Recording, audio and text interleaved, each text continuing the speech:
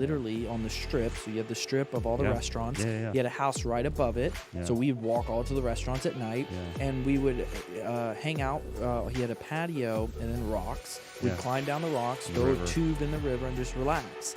And I remember that. And then when I saw the video of all of that's gone, and his home was gorgeous. All of that's just wiped away. I was like, wow. Welcome to the Next Level Income Show, where it's our goal to take your income, your investments, and your life to the next level. I'm your host, Chris Larson.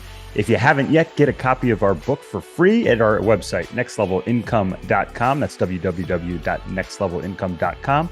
Just click on the book link, and I'll even send you a copy if you put your address in.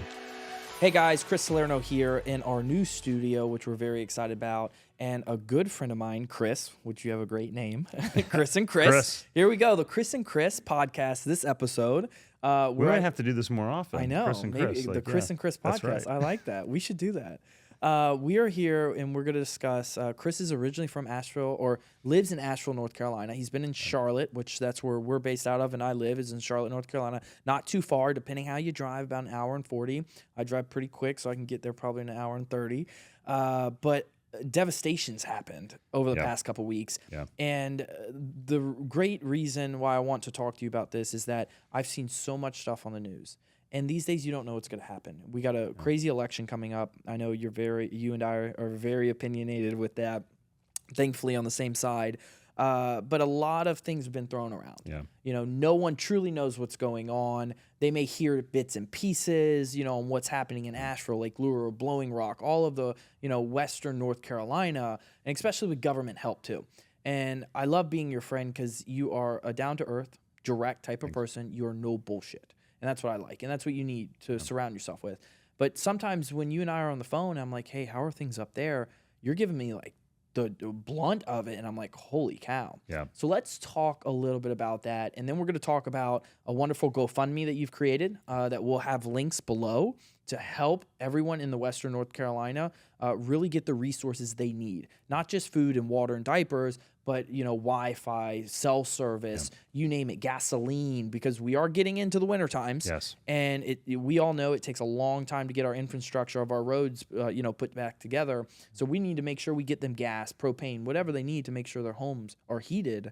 But let's talk about first, you know, where were you when all this happened? And then right when it happened, talk to us about, you know, all the devastation that you saw firsthand. Yeah. So Chris, thanks for having me. Thanks for your team for being supportive. For those of you that are watching on my podcast, Chris let me use the studio here to stay on top of my schedule. If I look a little tired, it's because I've been working. You look around good the all clock. the time. You know I you appreciate do. it, man.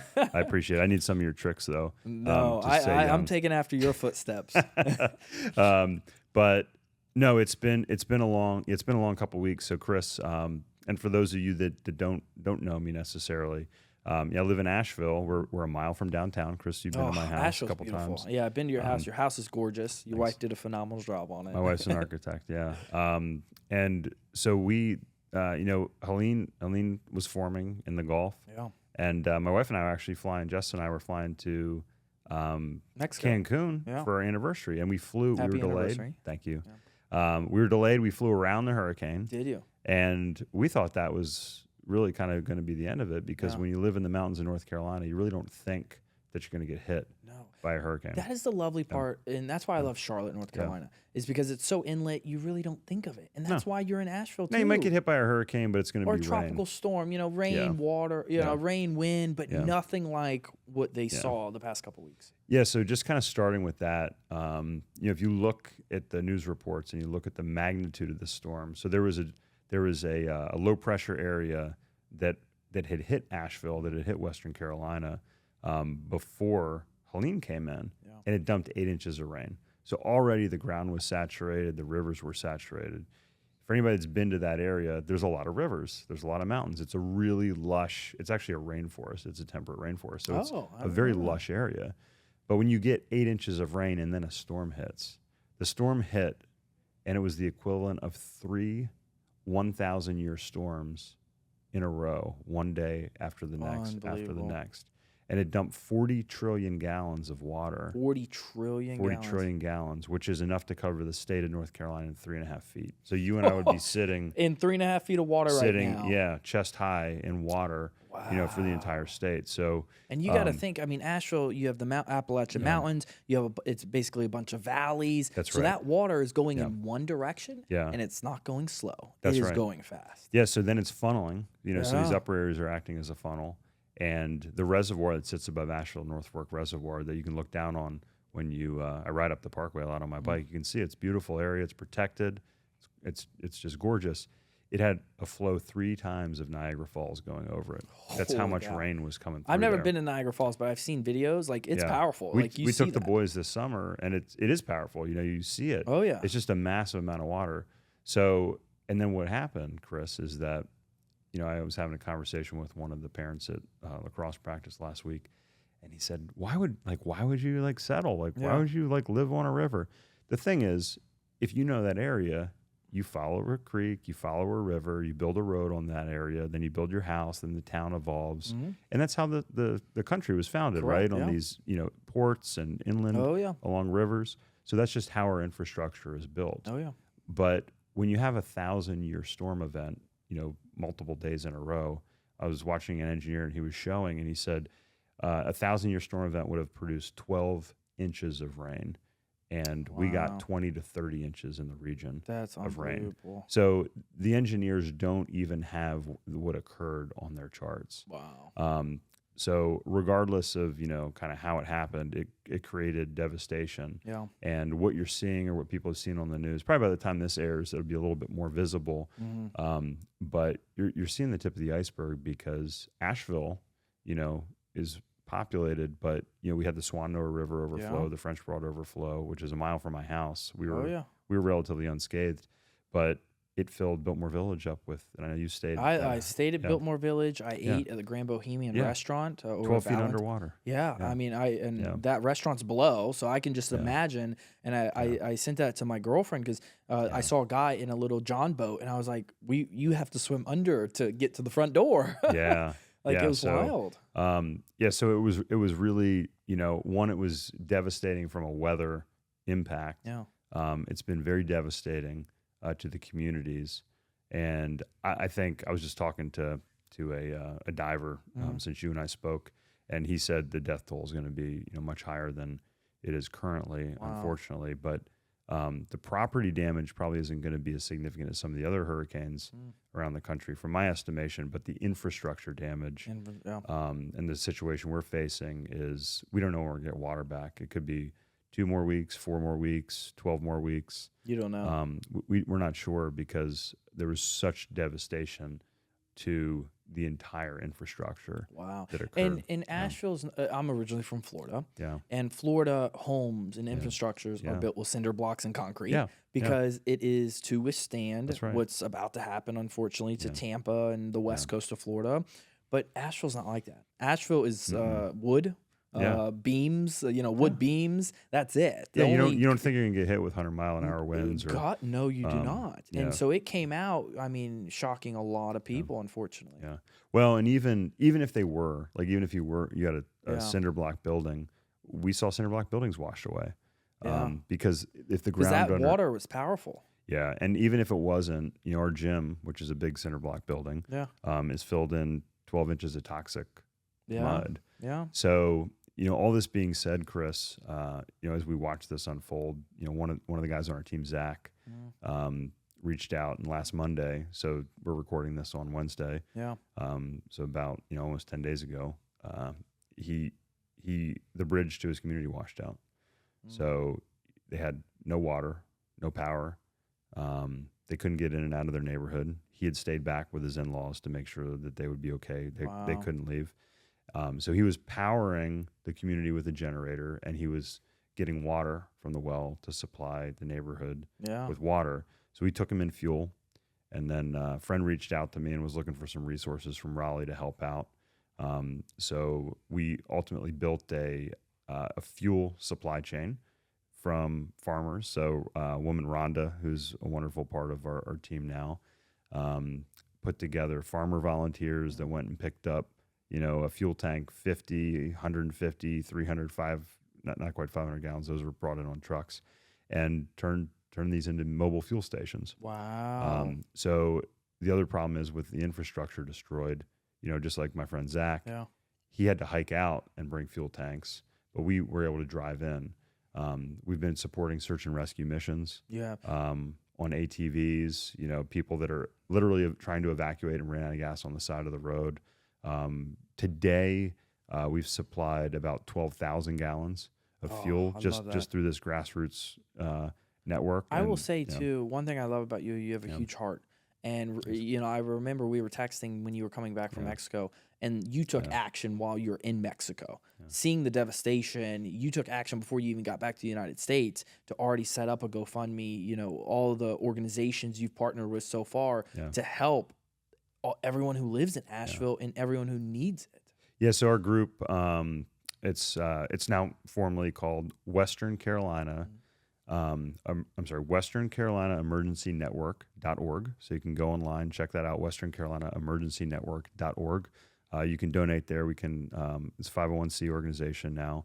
And, Chris, by just, being blessed with, some of the things I've done through my life and the medical world, knowing the communities on my bike, knowing people through, whether it was real estate in Asheville or sports with my kids or schools, or doctors, I was able to connect a lot of people through this. So as we started sharing with people what we were doing on the logistics side, my friend was working with the Special Forces Charitable Trust to help organize these search and rescue missions. So we started supporting them. We were able to coordinate with some great people in the city of Asheville. Love that. To supply potable, but also after a week, a big issue is non-potable water. So if you're sitting in a house and going to the bathroom, you can't flush your toilet, you don't want to waste your water, it becomes unsanitary very quickly. So we've gotten these 1,000-liter water totes, IBCs, intermediate containers, size containers that they use to transport, fluids, food industry type stuff.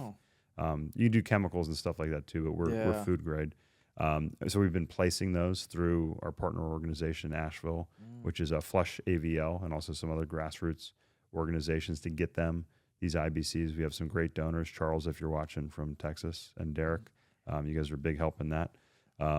So these communities, starting with low income and those people that couldn't leave, going out in the community. Some of the other stuff we've been doing is also pooling medical resources. My friend has a nationwide telehealth service. So, if you're stuck in a shelter or, you've been displaced and you have a medication that you left at home, how do you get it? People forget that, somebody said, oh, we need this medication. I said, yeah, but how are we going to get it to the patient? And she said, in bottles. And I said, I'm sorry. I said, well, how are they going to get the prescription though? Yeah. Right? Because you can't just give somebody something officially without a prescription. Correct. So we're facilitating things like that. We got donations of tablets.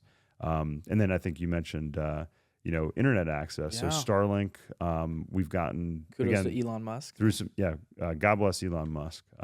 Great support. There's been donated Starlinks. We've also used our funds that have been donated to buy some. We've had some individuals specifically earmark funds for that. That's gone to our frontline special forces, our operators that are out there going into these communities. First Starlink I hand-delivered up there went to the front lines to program drones for drone reconnaissance. And, Chris, you kind of touched on this.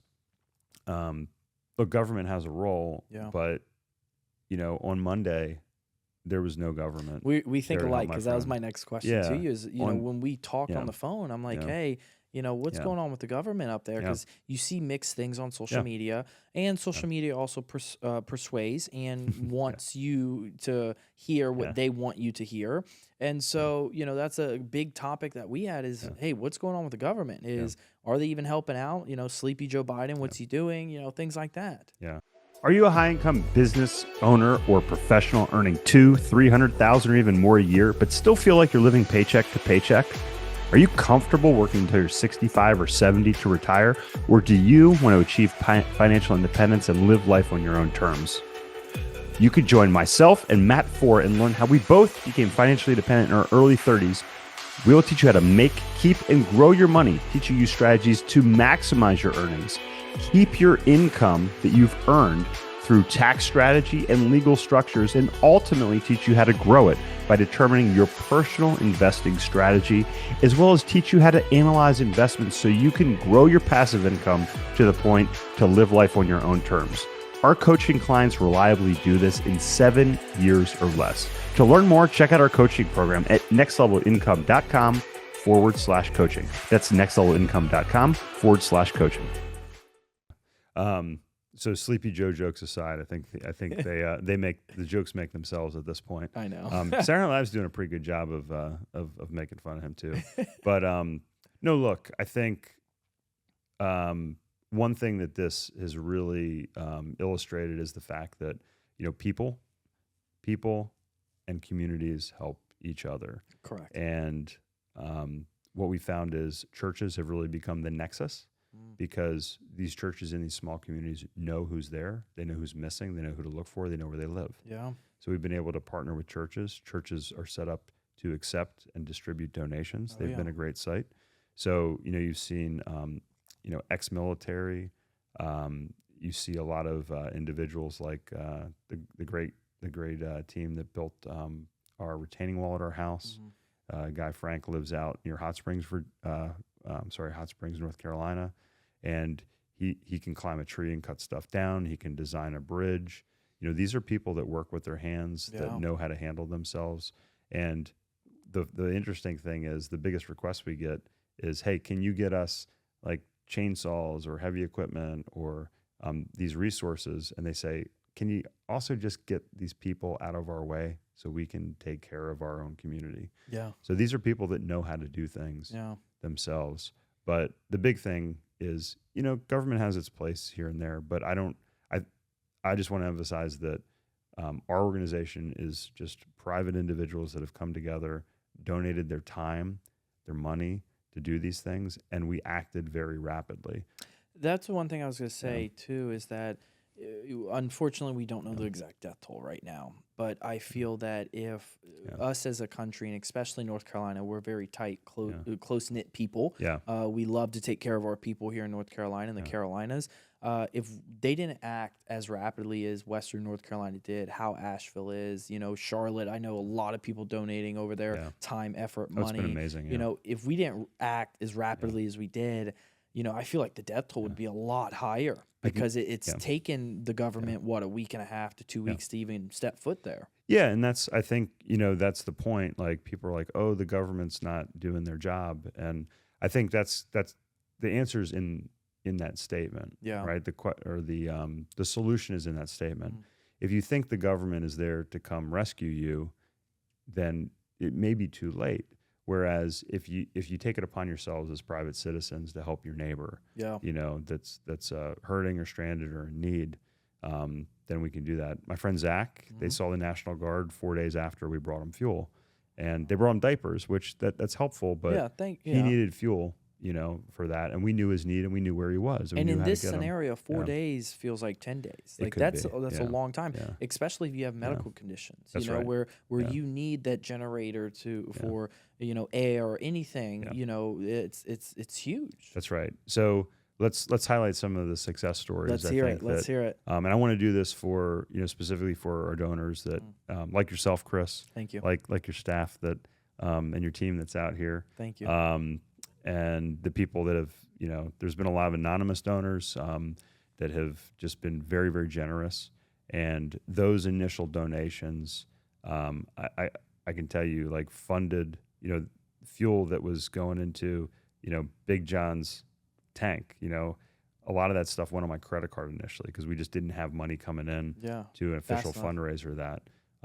But, our team of volunteers with fuel cans in the back of their trucks were, our donations paid for that fuel. Yeah. That fuel allowed people to get to save those in need. This past weekend, we had 9 families we did an airdrop to. They actually didn't want to leave. Everyone from toddlers that got diapers to seniors that got medicine from our airdrop. We saved 4 people Sunday, 2 people Monday, another person yesterday. So 6 people The one last night was a 1-year-old that needed a gastric tube, a G tube. Oh, wow. That couldn't eat, and so they were able to get that, which is a very specific need. Yeah, that's that very probably specific. saved that young child's life. I love that. Oxygen. We've supplied oxygen tanks, filled up oxygen tanks. So we've been very nimble. There's no red tape in our organization, as you can imagine. Dealing with me, and I'm not doing. I want to highlight that this is a fairly large organization at this point, made up of a lot of people. This isn't my organization per se, but if $1 comes in, $1 goes out. Yeah. So everybody's volunteering. We have a CPA that stepped up as our director of finance. Love that. We got a project manager that's stepping in tomorrow to kind of take over, moving the pieces in place.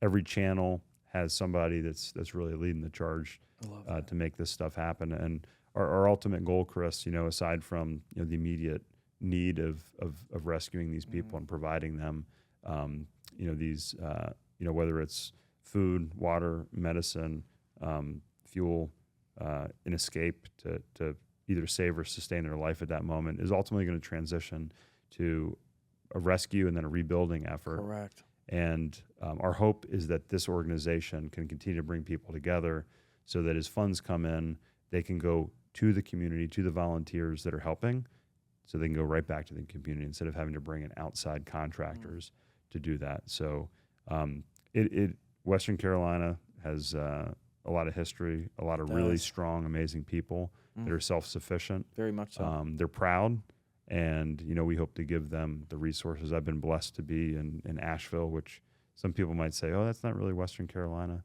But our friend, I know her, she's a surgeon.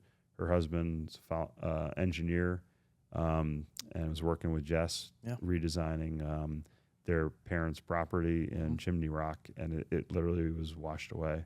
Wow. I hung out back in the day in Lake Luro. Yeah. I had a buddy who had a house literally on the strip. So you had the strip of all the restaurants. He had a house right above it. Yeah. So we would walk all to the restaurants at night, and we would hang out. He had a patio and then rocks. We'd climb down the rocks, throw a tube in the river, and just relax. Yeah. And I remember that. And then when I saw the video of all of that's gone, and his home was gorgeous. All of that's just wiped away. I was like, wow. Yeah. So, my point is, we were relatively lucky. Very much so.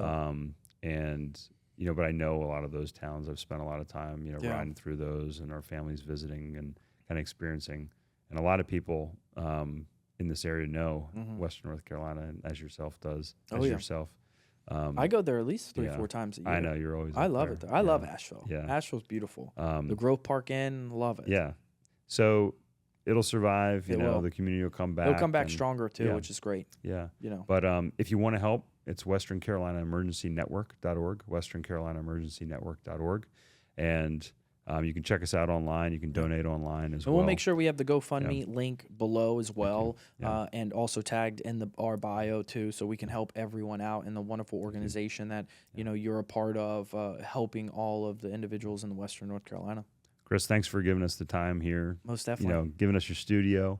Again, anytime. Thanks to your team for everything that they've done. Yeah. For your donations, and your friendship, because that's really what I've learned is, our family left. We ran by our house. We grabbed everything. We're like, grab what's important. We all left with a bag, a backpack, and a carry-on. And I thought, if we lose everything, that's really, that's replaceable. Yeah. But the friendships and the people aren't. Most definitely. That's what's most important. So thank you. Yeah. We are always here for you and your family and anyone else. If you need anything, don't hesitate. We're always here, and honored to be friends and know you very personally. And thank you very much for the kind words. And let's help build back Western North Carolina stronger. Let's do it. All right. Thanks so much. Good. Hey, Chris here again. I hope you found this episode valuable. Now, I have one more thing to gift you. We have a page for my coaching clients where you can get a free copy of my book, as well as much more from previous guests on the show. Just check out nextlevelincome.com/coaching to get a free copy of my book, audiobook, and much more. I'll send you a copy of my book and cover all the shipping costs as a thank you for listening to the podcast. Also, please like, share, and take just 90 seconds to give us a rating on Apple Podcasts.